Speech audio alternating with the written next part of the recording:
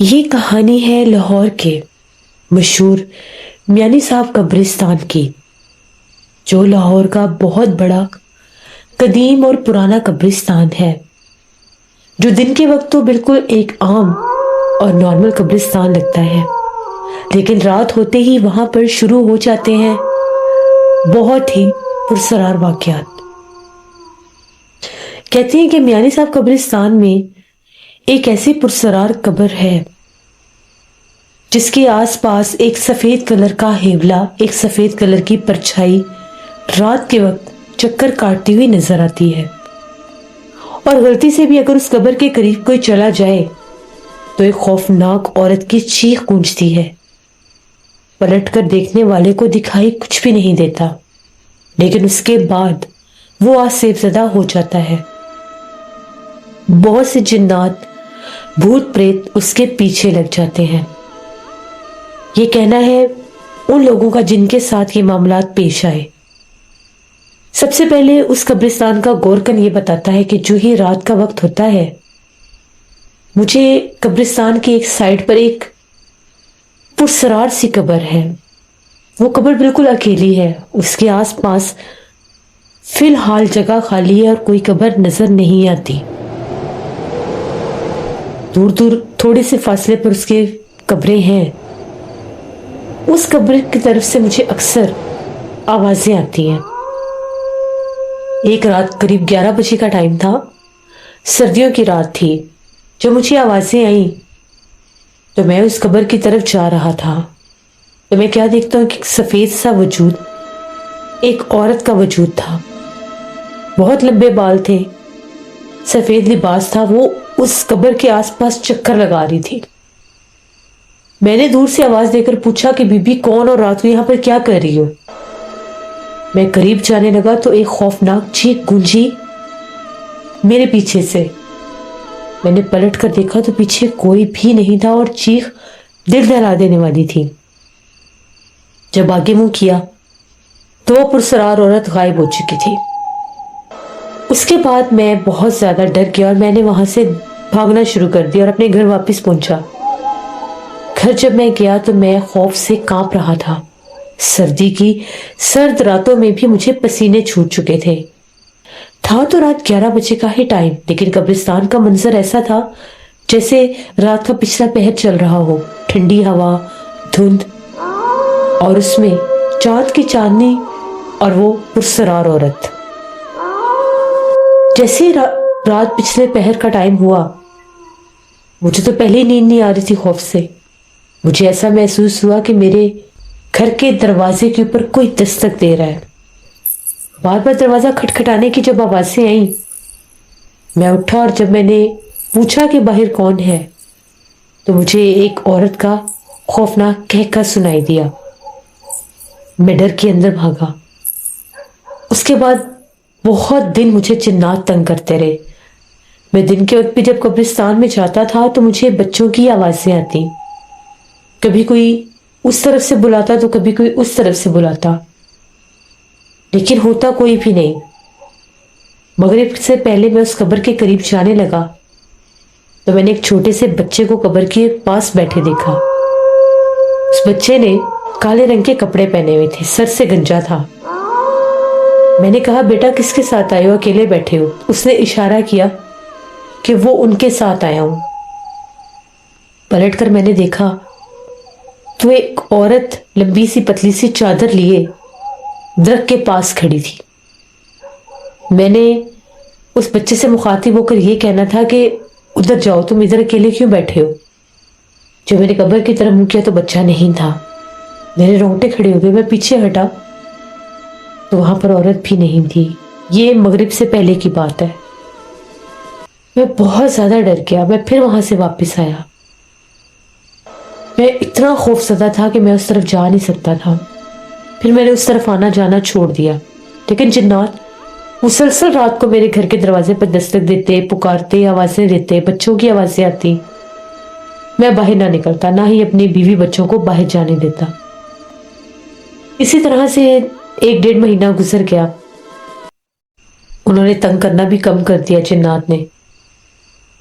پھر قبرستان میں 9 بجے کے قریب کچھ لوگ اکثر آتے تھے اب قبروں پر فاتح خوانی کے لیے۔ میں ان کو اکثر کہتا تھا دن کے وقت آیا کریں، اتنی رات کو مت آیا کریں، لیکن لوگ مانتے نہیں، مرضی کے مالک ہوتے ہیں۔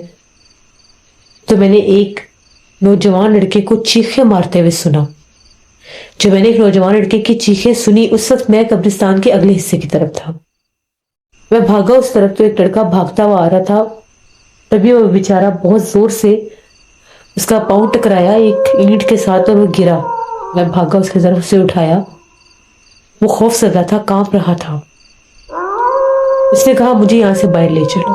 میں اسے باہر لے کر گیا، پانی پلایا، تھوڑا سا وہ نارمل ہوا۔ تو میں نے اس سے جب پوچھا تو اس کا یہ کہنا تھا کہ میں اپنے دادا جی کی قبر پر جا رہا تھا، میں ان کی قبر بھول گیا، میں رات کو آیا ہوں۔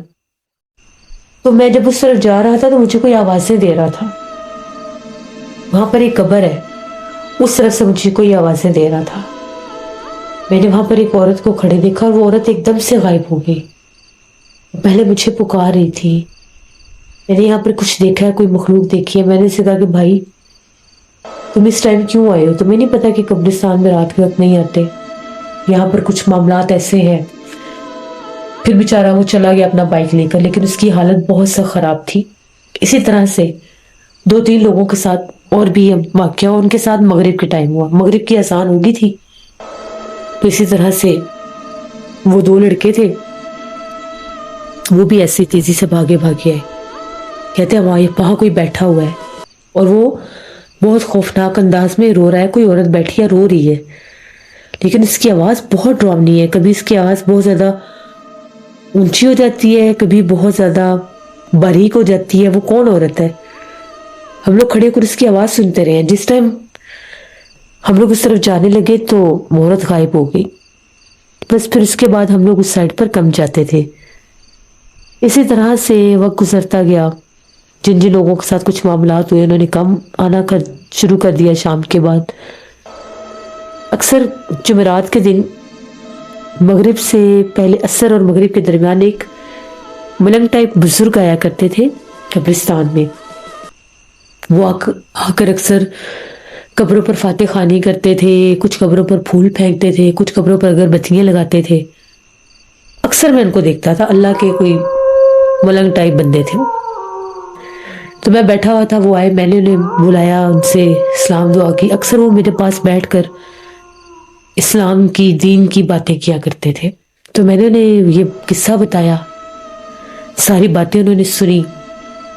جب میں نے انہیں نشاندہی کی اس قبر والی سائڈ کی تو ان کا یہ کہنا تھا دوبارہ اس طرف عصر کے بعد نہیں جانا تم نے۔ میں نے پوچھا مجھے بتائیں کہ کیا ماجرا ہے یہاں پر، ایسا کیا ہے؟ ان کا یہ کہنا تھا کہ یہ ایک ایسے آدمی کی قبر تھی جو کالے عملیات کرتا تھا، اور بڑے سخت کالے عملیات کرتا تھا، اور جب یہ مرا ہے اس وقت بھی یہ کوئی عمل ہی کر رہا تھا تو جنات نے اس کو جانی نقصان دے دیا۔ کہتے ہیں کہ چڑیل کی حاضری کر رہا تھا ایک بہت ویران قبرستان کے ایسے حصے میں جہاں پر کوئی آتا جاتا نہیں تھا، تو وہاں سے یہ مارا گیا۔ اس کو میں بڑی اچھی طرح سے جانتا ہوں۔ ابھی بھی جب میں یہاں پر اگر بتیاں لگا رہا تھا تو مجھے اس طرف سے آوازیں آئی ہیں، اور میں نے جب پڑھائی پڑھی تو مجھے پتہ لگ گیا تم نے اس طرف نہیں جانا، اور کوشش کرو کہ کچھ لوگ اس طرف نہ ہی جائیں ابھی۔ میں نے کہا کہ ٹھیک ہے، میں نہیں جاؤں گا۔ وہ چلے گئے۔ میں بہت زیادہ ڈر گیا جب میں نے یہ بات سنی۔ میرے والد صاحب جو تھے وہ بھی گورکن تھے، اور یہ قبر مجھے خاصی پرانی لگ رہی تھی۔ میں نے اپنے والد صاحب سے جب اس بارے میں پوچھا، ان کا یہ کہنا تھا کہ تقریباً 40-50 سال پہلے ایک آدمی کی وہاں پر انہوں نے قبر نکالی تھی، اور کہتے ہیں کہ وہ بھی کالے علم ہی کرتا تھا۔ تو جب میرے والد صاحب بتاتے ہیں کہ اس کی قبر وہاں پر نکالی، وہاں پر اس کی تدفین کی، تو اس رات بھی وہاں پر خاصے جنات دکھائی دیے تھے۔